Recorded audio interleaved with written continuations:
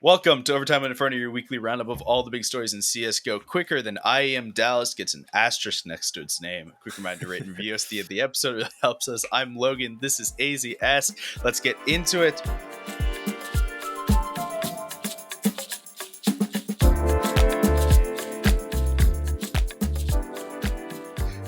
Quick look forward to the rest of the episode. We're going to talk about whatever we talk about now, which is probably going to be IEM Dallas, the Virtus Pro moves, and the Na'Vi moves. And then we were going to go into a quick segment that we had earlier today. By earlier today, I mean like an hour ago, with sprayxd, who's the coach for ATK. He talks to us about a little bit about North American Counter-Strike, South African Counter-Strike, and Israeli Counter-Strike, as well as we touch on a bunch of the Dallas teams that are there. With some spicy hot takes. With some good hot takes. So make sure to stay tuned for that. That should be about 20 minutes, and we'll have a timestamp below. But before we get to that point, let's talk about the news. There's I don't know why I did it that way, but we're sticking with it. Let's get right into the news. All right, so big start of the news. Boomich is gone from Na'Vi. What? To be fair, that was my reaction, because if you had to bet on who was leaving Na'Vi, it wouldn't have been Boomich. I don't know. Boomich would have been at worst my second guess. I think Boomich would have been my third. Okay, maybe my second. He's but here's married, the thing, right? So theoretically, it's harder for him to move out of the country. I think he's in the process of divorce, or yeah. Either way, that's only going to complicate moving out of the country. Yeah, but here's the thing, right? To be fair, Electronic was so far on my number one that it didn't make sense to think about 2 through 5. Yeah, I thought it would be Electronic and Boomich, and then Electronic's just apparently staying now.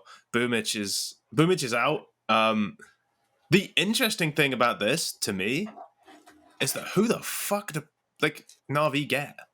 Because you can't. So they've said they don't want to get a Russian player. So the rumor is Buster. Yeah, see, apparently, I remember Overdrive said when he left VP that he was thinking about taking a break. Obviously, if Na'Vi come calling, maybe your plans change. But maybe you don't take a break. But other than that, I guess you're kind of hoping Blade does what he did with Boomich, which is turn a good cerebral player into a bona fide in-game leader. Yeah, because they're saying that the COO of Na'Vi, COO, not CEO, COO of Na'Vi commented to Serta that he revealed that Electronic may be taking Boomich's spot calling. Yeah. Which I don't actually hate, because Electronic's good, really good. We all know this. But he hasn't been superstar level since Bits come in. And he is taking aggressive roles, as he always has done. And that's kind of where you want your in-game leader to be anyway. And you know that he can kind of turn it on if he really needs to. Mm-hmm. It's not ideal, but I kind of like it. It might be an unpopular opinion, but I kind of like Electronic as the IGL of the team. You have Bit and Simple. You don't need Electronic to be going off. Yeah.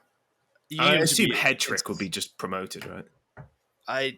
I guess. I mean, if they get Buster, then they wouldn't promote Head Trick. But Buster, I don't know. Buster's such a good name for a player. So the update on the HLTV article is apparently that VP have rejected the possibility of releasing Buster from his contract, which means the issuable part is that Na'Vi would have to pay off the contract, or they'd have to get a third party to pay off the contract. Similar to the way that the Gambit to Cloud9 move happened, where it was actually Gambit to agency to Cloud9. So that way Na'Vi is not paying the Russian government. But in the end, the Russian government is still getting paid. I don't really understand how you can justify. I feel like it's still that. Yeah. See, the Cloud9 one, that happened because Gambit needed to get rid of their team. Yeah. Because they weren't making money off their team. Virtus Pro seems all intent on keeping their team. So yeah. Unless somebody really wants Jacinda, where it's like, Yeah. are you willing to give the Russian government a little bit of money so you can have your kinder? I mean, I feel like Kindar will pay his own transfer fee if he wants to. like Counter-Strike players make a decent amount of money. I don't think they make that much money. No, but yes, agreed. But okay, I don't know. I'm going insane. Don't worry about me. Speaking of Virtus Pro, they since Yukindar and Buster have both been benched, I think is the official wording. Yes, they've essentially benched themselves, but they have been removal benched. from the active squad is the official term. K23 players Norbert and Fame are going to move over to technically outsiders, technically Virtus Pro. Yeah. So they most recently played on K23. Norbert has been around for a little while. Yeah, I remember being excited about Norbert in like 2018, Yeah. 2019 when he like shit all over the CIS minor. Yeah, he when was he was on playing for Windstrike. Windstrike, that's it. Yeah, I remember. Wasn't he playing with Boomich? He, according to Windstrike, he did play with Boomich. Hell yeah! That's mad, really. Like that team has so much history on it now. He also played with legendary player World Edit, which is I love World Edit. Weird. World Edit's great. If only because it was like the weirdest name. Like Yeah, it kind of sounded like a YouTube channel, like a bad YouTube channel that made like Modern Warfare 2 videos. Or like Halo videos. That you know what that tracks. World Edit HD. But yeah, no, he did play with Boomich and with Bondic for a time. Oh god. I've forgotten about Bondic. Old CIS players is weird. The other player is Fame, who's a little younger, hasn't really played for many teams. It's basically just been K23. Yeah. Which, to be fair, this K23 team has been pretty good. Well. They've been doing well. Like Norbert's a pretty good player. Like I remember him being like quite an intelligent player, but he had like the snappy headshot aim that you expect of pretty much every single CIS player. But he also, Vu brought this up yesterday because I remember it. He was the guy who complained when I can't remember which team it was, pulled out 5 AWPs in a competitive game. He was like, oh, this isn't a competitive game. Go to matchmaking if you want to buy 5 AWPs. And it's like, mate, you lost to 5 AWPs. Let's not pipe up. It's quite an old tweet now, but yeah, it's kind of. No, I do remember that. That was a thing. Other pieces of news, etc., that we need to talk about. The HLTV Curse is still in effect, highly in effect. Synchrone, the coach of Mouse, former coach of Mouse on XT, had an article on HLTV. I think this event will make a good statement. 3 hours later, Mouse was out of the event. Yeah. So the HLTV curse is still in full effect. Everybody hide your children, etc. All right. Yeah. Last things we have to talk about is IEM Dallas. We're going to talk with Spray about that a little bit. So we're going to head off to Spray and we'll come back and we'll finish about our IEM Dallas talk.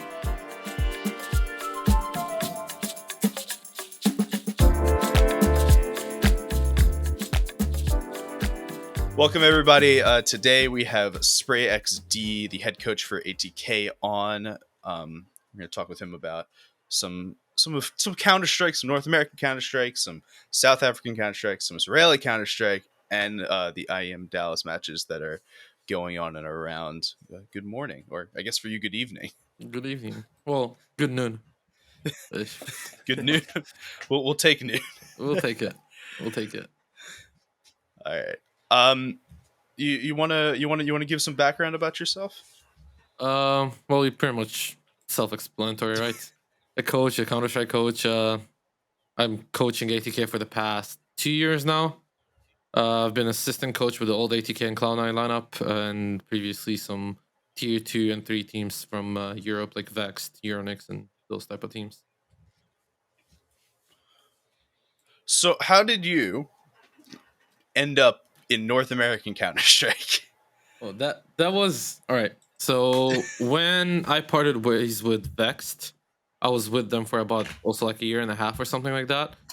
I just put myself out there. I just wanted to like learn at this point. I wanted to come to a team that's in need of an analyst or an assistant coach to just, for me to get information and to up my game generally, because I was still young, and I'm still young, and I just put myself out there, and it happened to be Bravado back in the day. Then they moved to Denial and ATK, and that's how I just got into North America. And after the Cloud9 transfer that I didn't go through, I was doing some freelance work, but ATK approached me and wanted me to be the head coach of the program, and they wanted to move aboard to North America. So pretty much that's it. Okay. Um, so let's talk about this ATK team that you're coaching. I believe they've won a bunch of cash cups recently, or have been definitely uh, in the running for winning a bunch of cash cups recently. So you've got two South Africans, a Swedish guy, and currently two Americans. Yeah. Currently, two Americans. We got MOTM has been with us ever since we moved to North America, because we lost a South African player. He couldn't move aboard like last second. So we got MOTM and Swisher just recently instead of Truth. Truth had some health problems, so he had to go back to Norway. So we got Swisher, and the two South Africans are basically, we are the core of the project. We started it early 2020. How does it get to be that you have a Swede on your team as well? And I guess for that point, in someone from Norway, like this seems like such an eclectic mix of nationalities in one team that happens to be North America. Yeah, I mean, we like had tryouts and we trialed in our bunch of North American players, but me coming from the European scene, I just know that there's so much that I can do in terms of like guiding people through what they should do and the mentality and everything. And when I bring them like live examples of people that I know, I knew Boden, I knew Truth, and I know that the European scene has different approach to the Counter-Strike game, like mentally more than not. Bringing them is more of like a raw example of how you should be approaching stuff, and I think generally that helped us a lot to like slowly get to the next step. Like we started beating the top teams, most of them Brazilians, right? Like Godsend and Pain, but we started to beat them and be more competitive right now. To that point, do you think that the region as a whole would improve more if you took on more the tier 2 European in-game leaders? Obviously, North America's had a problem since almost inception, it seems, of a lack of in-game leaders. And as you say, that approach comes more naturally to Europeans.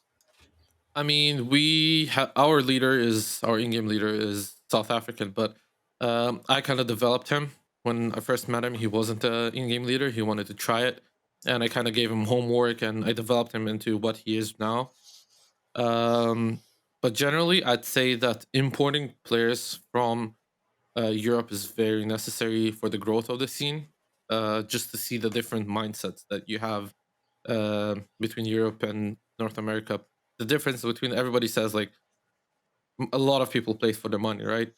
In Europe, it's nothing like that. Basically, you play to have fun and to reach your goals, and I think that we can see what their name Strive just got Fate, and they're doing really good as well. So I think importing players is very necessary for the North American growth. Okay, I got one more question about North America before we move on to other regions of the world. um, where do you rank? Where do you have teams ranked in tier 2 North American Counter Strike right now? Where do we think the current power rankings are? Like of general teams in North America, or Of general teams that people would know, like is because we have a lot of tournaments coming up in which there's going to be like teams that people have generally not heard of from North America. yeah, like Strive for example in Pro League. Yeah, Well, exactly. I So think what should we be looking for here? it's really rough because obviously right now we have IEM Dallas, so we are practicing a lot of European teams, which is nice. Um, but I'd say that in terms of international competition, it's you can't expect much. Honestly, we cycle through the same teams that we practice every day. We playing pretty much the same teams. Like we played Godsend, I think 4 times in 1 week. And Jeez. yeah, I mean, there's so much you can do as to improve as a team in playing the same team 4 days in a row, where it more counts as like individual performance, right? Like who has the better, because you already know how they play at this point. There's the Yeah, veto can be it's done. So who's yeah, got the hot hand. yeah, exactly. So I'd say North America needs more growth and needs more events like IEM Dallas, so they can practice and play against other teams than they usually are. Like we play Carpe Diem, Pain, Godsend. We play Gaming Gladiators. Like those are the teams that we play all the time. So we kind of just cycle through them. All right. So you said before that you were at least helping with the former Cloud9 roster Yeah. that now has somehow partially made its way to Complexity to a degree, and also OC's over in Liquid and kind of split Yeah. apart to a degree. Um, Complexity just went out in damn near last place in Dallas. Um, we the two of us, myself and Elliot, have been hyping up in Complexity for a little while, and we're starting to have a little bit of buyer's remorse. Is there a reason we should be excited for this team? I think that there always is. I think that JT and TC are a really great duo in terms of leadership and just building a team. I just think that they lack a lot of, not a lot of, I'd say like you have Fang, for example, and you have Grim and you have Floppy, that all of them try to be like the star players rather than someone is sacrificing something. I think that it's still in building stages in that sort of like who's the star rifler. Obviously everybody knows it's Floppy, but then Grim's tried to show up like here and there, and then Fang is trying to show up here and there rather than like filling their roles. And I'd say obviously the most obvious one is Junior, right? I mean, he's just not pulling his pants against European teams and high tier competition. Um, there's so much you can do. I think that what they need is an Alper more like Hades, for example, from Ants. An Alper who is more passive, but he's just filling in the role to make the riflers shine, basically. That's what complexity The needs right I- now. the ideal one would have been Safe, obviously, who ended up at Furia. He Yeah. fulfills that role Yeah, perfectly yeah. on Furia. Yeah, I agree. But I think they can go international easily and get some Opera, like a tier 2 Opera, and just mold them into what they need. But they don't need a flashy Opera. OC, as good as he wasn't a flashy Opera as well. He was hitting naughty shots, but he was very calculated and laid back for the roster. Mm-hmm. Yeah. Okay, I want to transition a little. We're moving across the world, moving from the west toward more towards easterly, South Africa. So the ATK lineups historically have had a bunch of South Africans on it. We had the original ones with TC and JT. You have yours now, right, which has two South Africans on it. How does South Africa keep producing players that are able to play at a decently good level? And then the follow up to that is how actually I don't have a follow up to that yet. That was a lie.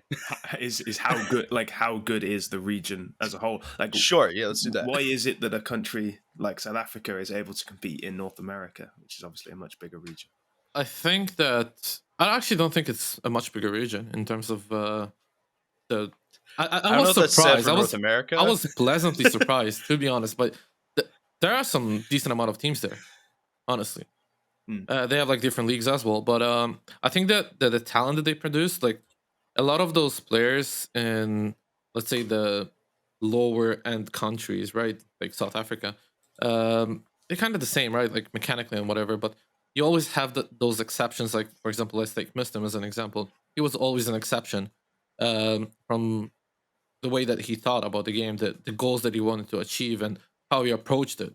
Let's take Fady and JT, for example, the same thing. Like those were exceptions, and I think in every region you have those exceptions. I think what's great is that ATK is actually trying to show the world that there are those exceptions, right? They're basically bringing them to North America and showing their true faces. I think that even the first lineup we went with Blaze and Mango, I think that Mango showed up a lot of resilience in North America, and I think like people start to realize you can look at other regions for players. doesn't just have to be the Europe and North America. Yeah. And I guess CIS. I mean, Koi just teased the South African for their Devonport University lineup. Should be announced we had today. Koi on last week. Yeah, I mean, we spoke on a podcast, on Nard's podcast, so he said that they're getting a South African. You can't talk about other podcasts here. They don't exist. They don't exist. Yeah, but he did tease a South African. Is that signing today, apparently? I suppose it's quite beneficial for you in a sense that people have realised that there are other regions, other than the big ones, because obviously now we're starting to see Israeli players and, in your case, coaches at the top level. Yeah, definitely. I think that I was probably the first one out of Israel to actually leave the scene, the local scene, and go to Europe, basically. And I think that's the best decision I've made. And the FlameZ is a really good friend of mine, and I know him since he was 12. I told him, dude, you have insane mechanical aim, and you're such a smart player. You're getting information so well, but you can't stay in the scene. You have to get out, and you have to start grinding like with someone else. He grinded 2 FPL and eventually got to endpoint, and everybody knows how that went. And then OG, same with Spinks. Like everyone that I know and I give them my tips is basically get out of the scene as fast as you can. And it's not because the scene is bad, but you need to grow as individuals first and then lure people into the scene, right? Like, say now is the time for Israeli teams to come up. Now is the time for players to create Israeli teams, because everybody looks at Spinks, everybody looks at FlameZ. Me, maybe in North America right now, because we are not really competing internationally, but in North America, people know me. And I think it's time right now for people to just get teams going in Israel. It feels like Israel is kind of the same way that oh wait, I don't want to fuck up the country. Hold up. I'm sorry. I'm so good with geography, and then I'm just terrible. Okay, it feels to me like Israel is similar to what Latvia is currently going through, right? Yeah. With Yakindar and with Brokey, and like we know that Latvia has its own like little scene inside of it, and it feels like that there's all these like, and I swear I'm not meaning to offend anyone by saying this, pocket countries that are like small countries that you generally don't have a huge amount of like, not reason to go to, but like that you generally wouldn't have heard about. Like you hear about Sweden, you hear about Denmark, that are getting their time to shine in Counter-Strike right now. Yeah, I think Israel is in that spot right now, and I think this is the time to produce more players and more teams. I think that more towards teams right now, because if there will be like an Israeli superstar team per se, I think everybody would put their eyes on it, because what Spinks and FlameZ has done right now. And I mean, you have Shushan. Spinks, FlameZ, and Exertion. Yeah, Exertion is also insane. I think people underestimate him a lot. I think he should have been bumped to the Mouse lineup. Like, if you ask me, performance-wise, we have many thoughts about the Mouse lineup. Yeah, well, I mean, we could talk about that a little bit more in IEM Dallas, because that team. The thing with Exertion that's impressive is that apparently he does a lot of secondary calling as well for Mouse. Obviously, for those who are unaware about Suhi, he was not originally an in-game leader until the NXT project, and Exertion apparently does a lot of the secondary calling, a lot of the mid-round calling, which is invaluable and something that it looks. He's like also a young player, a really young player. Yeah, but yeah, I think 17. I think that right now again, it's the time for people to come up. It's time for people to like build something up. Like we have Shushan, for example, FlameZ's brother, who's a really good opper. You have an Arquez. You have Mestel, who's also like an up and coming talent. You have a lot of like talents coming up, but I'd say they need a project, and they need to show them their faces right now. I think everybody will start looking at them if they just get into a team and start climbing up. It's almost like the issue is the Spinks is actually just too good. Like he's almost like too good to be on an Israeli super team, because it's like he's currently one of the best players in the world. Like, how are you ever going to get him out of Ents? Like, I don't think so. I think that in my opinion, at least, like Ents' structure right now is built around Spinks, basically. Like, I think that their gameplay is around getting Spinks to the right position all the time, and I think you can see that by the way that how comfortable he plays so comfortable he gets into his position, into his favorite positions, and is able to get the frags and convert and all that. But I think he's just in the right system as the right player. I think everything just right now goes like according to the plan for Ants. Obviously not for IEM Dallas, but yeah. Yeah, well, All right. I mean, they're still doing fine, so Yeah, they're still doing fine with snacks, which is wild. All right. It's wild to see Snack stand-in performances because they're just so not connected to like Snacks actually playing on a team performances currently. It's wild. it's like seeing a crossover episode. It's really strange. It's like seeing like Peter Griffin in The Simpsons when you I see like just it. Snacks. I Like, like it. yeah, it's great. I love it. Right. Like you just get to see like a snippet of like what Snacks used to be, just like transported into 2022, and then he just like disappears again for a year. It's great. I mean, he's always right, like those teams, those players. Sorry, always gonna have a way to go. Like he's always gonna have a team in the Polish scene. Always. Yeah. Same with like all the retired quote unquote players. They're always gonna have a team in the tier 2 scene of their country. Let's talk about Dallas for a minute. I assume you've been watching some of Dallas. Yeah. Okay. So Mouse Sports is out. well, let's start there because Elliot and I have very much voiced our opinions on this Mouse Sports lineup a ton, and we had Naps on last week, who's a Mouse Sports super fan, and he voiced his opinions as well. I think Sui's the opinion. Yeah. There's like a lot going wrong with Mouse in that it feels like it's not just one change that needs to happen, and the fact that the NXT team keeps doing well even after Mouse keep taking their best players means that there's something more systemic going wrong with the main roster. And like, coaches. the main roster's now taking the coach. Yeah. So like, what's going on? Like, how do you even begin to fix that? Honestly, like I'm looking in the lineup right now. Obviously, like I don't know. I think that on paper they have good players. Bimas is a good player. Nobody can argue with that. The additions from the NZXT lineup are good. Frozen is good. I think Dexter, for me at least, he's a good player, but he can't be the leader in my opinion.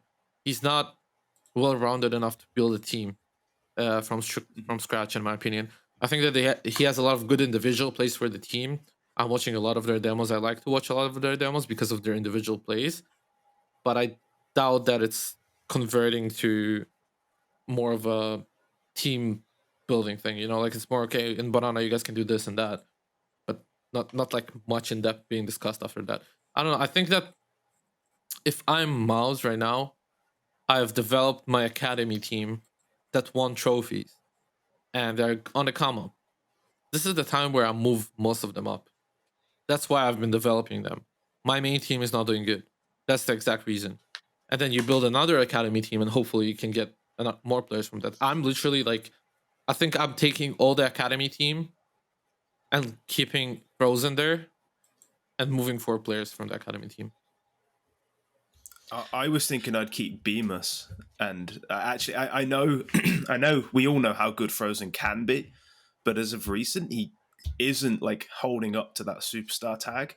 And I think if you're going to go with a developmental roster, you might as well keep Bemis because he's the one who he's also playing some like really aggressive roles, which I think is pretty handy to have. Just like you just go in first, you like take these duels. On the CT side, he will hold his position and he'll nail it down. You don't have to worry about Bemis. Whereas Frozen requires a little bit more in terms of the team being built around him, I feel.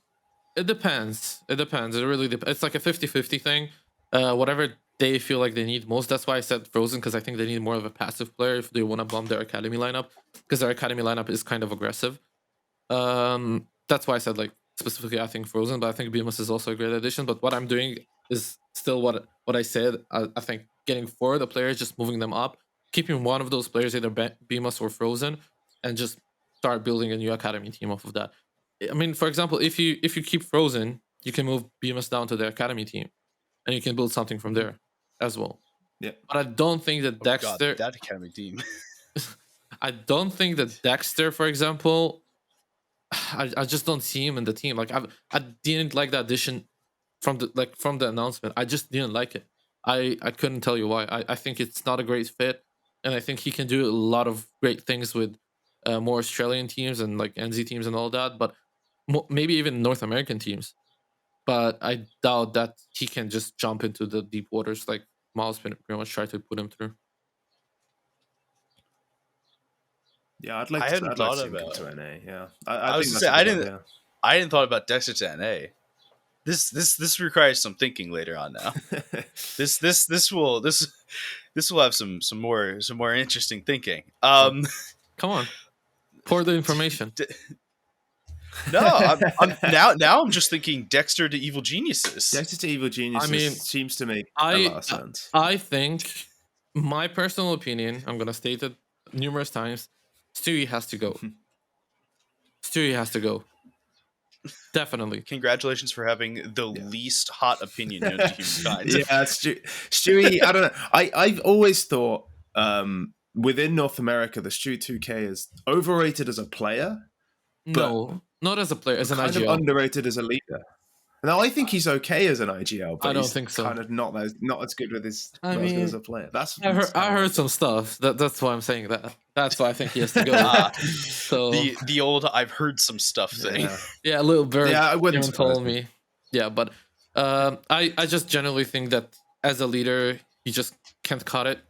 I think that Evil Geniuses need a full restructure. I think that you keep Rush. Rush is a great player. Actually, Automatic performs really well right now, which is surprising. I think you keep those two players and build around them. Get new 3 players, and not necessarily even North American. I'd say like you can get Dexter. Dexter is a good addition. JKS probably Liquid is the best thing that can happen to him, but maybe you get I don't know, you get someone from Carpe Diem or something, even like an up and comer North American like Hext, for example. Just players like that. Are you? Wait, you mean not recycling the same 11 players we've had in North America for the last 3 years? Yeah, basically. It's insane. This is uncharted territory. Yeah, Are you worried they might come and steal some ATK players? Nah, we're too bad. I'm joking.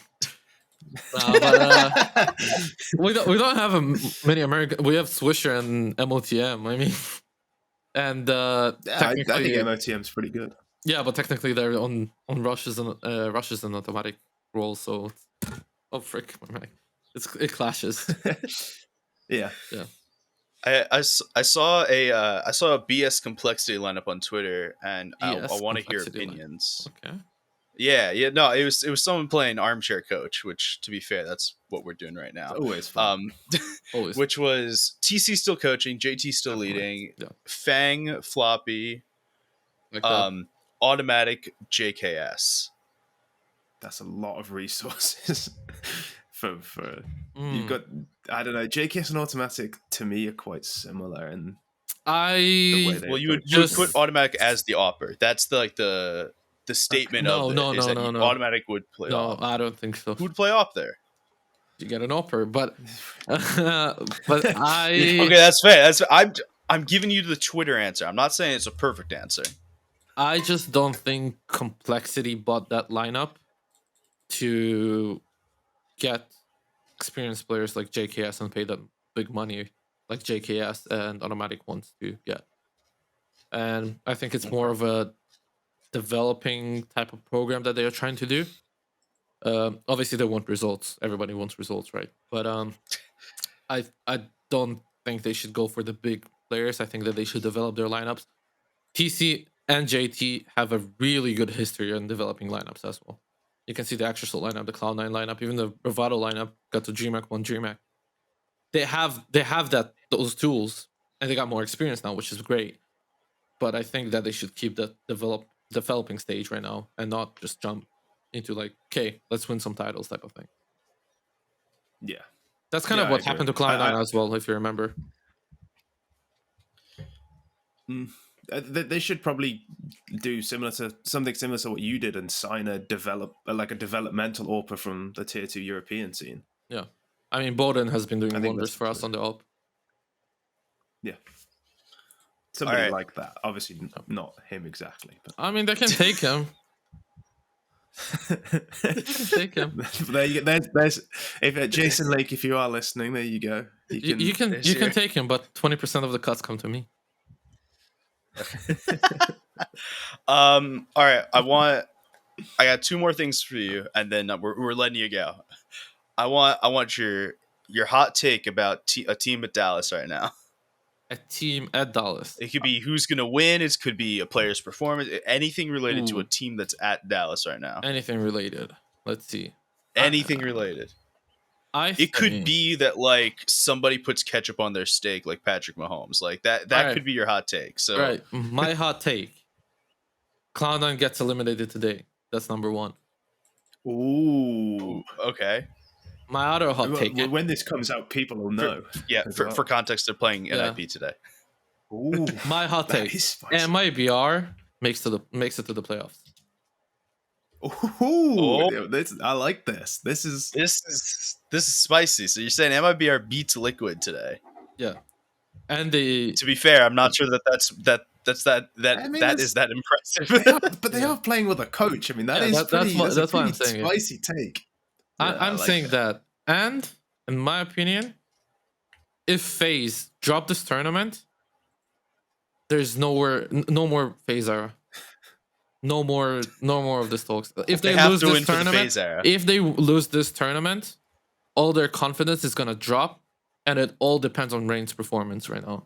If Rain can maintain the same level of performance that he maintained during the playoffs generally of the major, they're going to be the most scary team to face in the world right now. But if they lose this tournament, their confidence is gonna hit so much that I think that they will drop to even number 10 in the world by the time the player break starts. These are hot takes. These are spicy. I like these. I'm not sure I disagree with any of them, but like, the thing is, I love that third one, but there's no way on earth FaZe don't win Dallas. As great as it would be to test this theory, they're going to win Dallas. They're going to. I don't even think they need Rain to play that well. Like all the other good teams either have a stand-in or aren't here.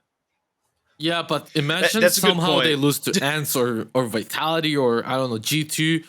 I mean, just imagine that, and they can. I'm trying. I'm trying, but I'm really struggling to imagine. Okay, my hot take on the major: if FaZe would have lost this first map on Inferno, they would have lost the major final. Mm-hmm. Well, yeah, because Kerrigan's curse would have been active. That's how that works. Not really. I just say the state of Navi, like going into the final.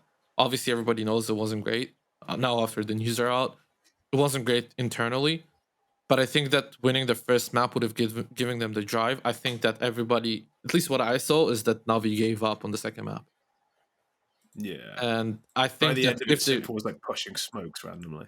Yeah, I think if Navi won that first map, would have been done on Nuke.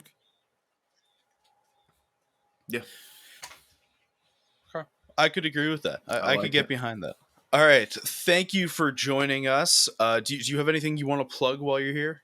I mean, I got my YouTube going, sprayxd, and my Twitter, sprayxdcs, is pretty much all the same. And yeah, I mean, other than that, we have a game against Unjustified. If anybody wants to watch, I don't know when it's out, but we have the game in 2 days. So yeah. Other than that, I mean, yeah, player break. All right, well, go watch ATK play their game before the player break. Follow Spray on all the socials. We'll see you in the next bit.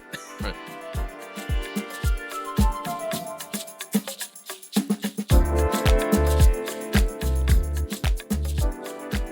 Thank you, Spray, for coming on to the podcast this week. It's a really good conversation we had with him. Now, let's talk about the last bit of this episode. We're going to talk about Dallas. So Dallas has been going on. Obviously, today is June 1st. So as per usual, recording on a Wednesday. So we will be up to date as we can on 10:30 a.m. on a Wednesday Eastern time. Yeah, so we're just going to talk about the games that haven't happened as if they have and just assume what's going on. So it was a really good result for NIP to beat Cloud9. Like, I don't know how they managed to do that. Like Rez on Overpass was just insane. I don't know. He's just winning every duel.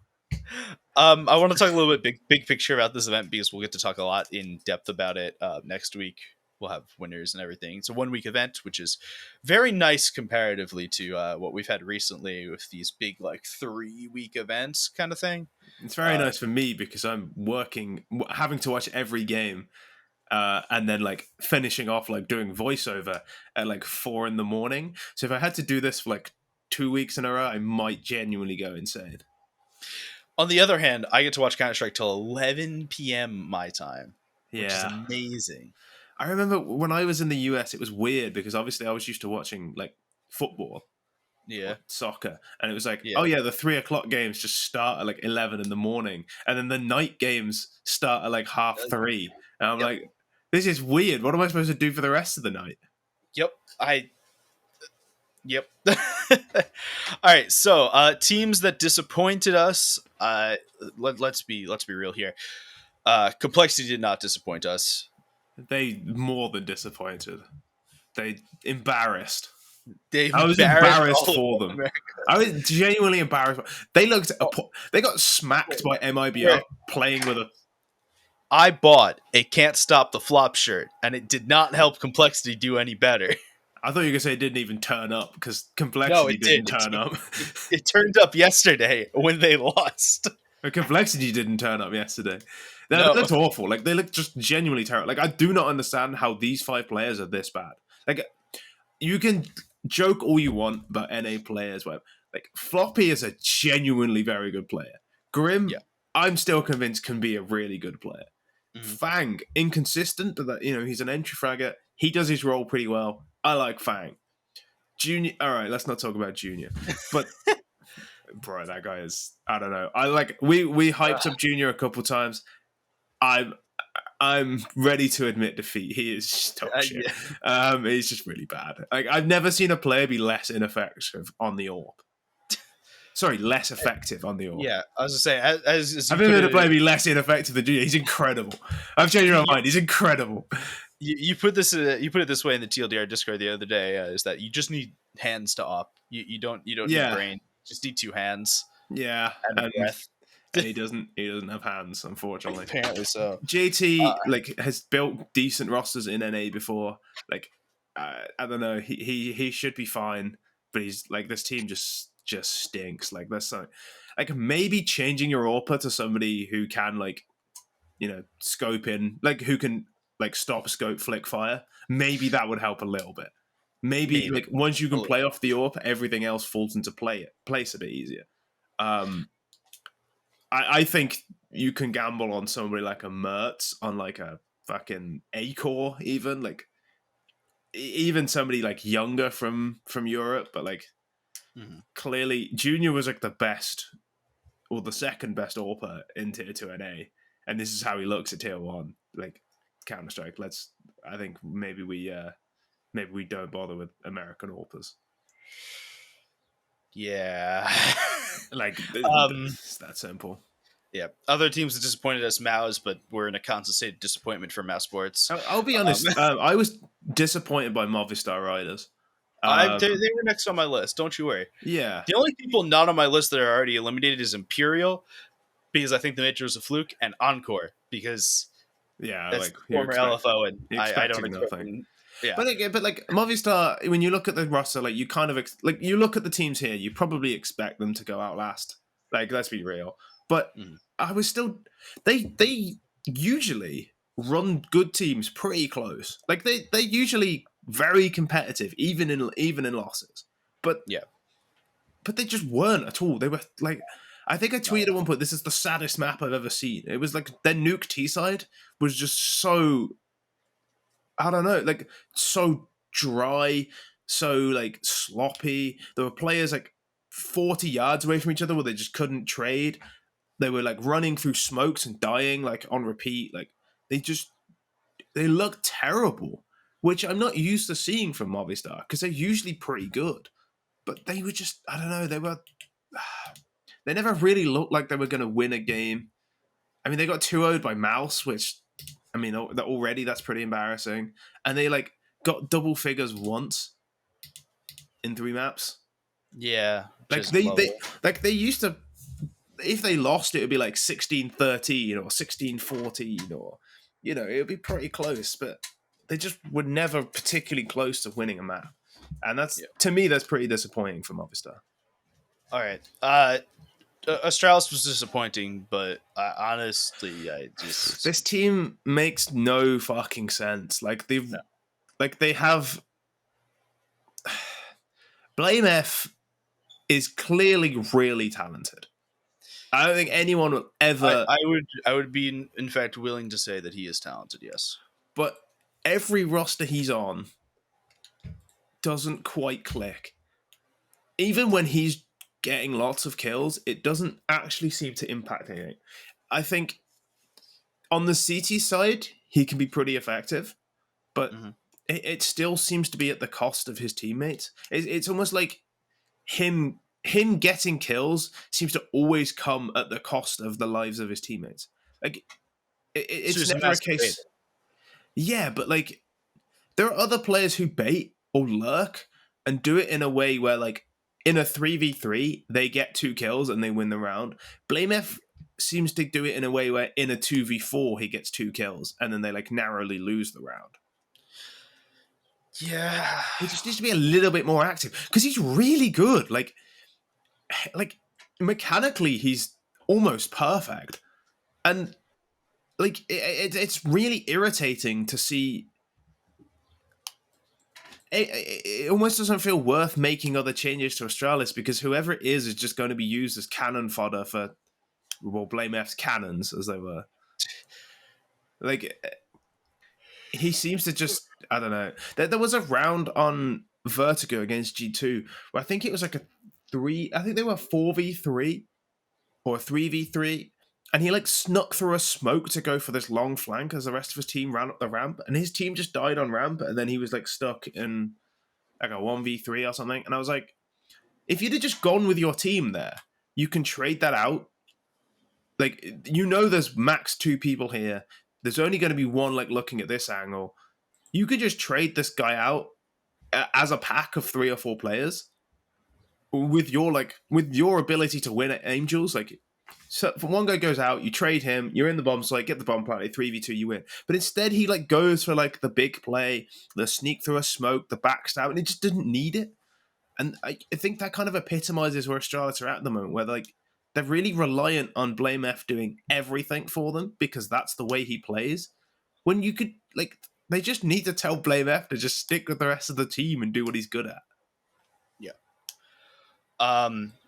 Looking more towards the future in Dallas, FaZe and should be a banger matchup that you've already seen by this point. Basically, we'll be done with group stages today. We'll have playoffs tomorrow. Playoffs. I don't think playoffs start on Friday. Playoffs start on Friday. So it will be tomorrow as you hear this. Yes. Yes. So tomorrow, as you hear this, 2 days from where we're recording. But basically, there's going to be a lot of good games on today, so hopefully you watched them. As I believe, as Spray just said, if FaZe don't win this, FaZe era is over, right? Yeah. FaZe are going to win it, though. FaZe should win this. Ents have been looking really good. FaZe Ents today should be an absolute banger. But yeah, I don't really want to speak too much on the future of this. I think we're going to let this play out a little bit here. And we'll be here next week with breaking down everything that's happened since this point, and hopefully more roster moves. Because we'll be in proper player break territory. Hell yeah! All right, we'll be back next week. Make sure to follow us on Twitter at Logan Wrap-Up, at Aizyesque, and at ReadTLDR. You can catch us every Thursday at 6 a.m. Eastern. Goodbye. Peace.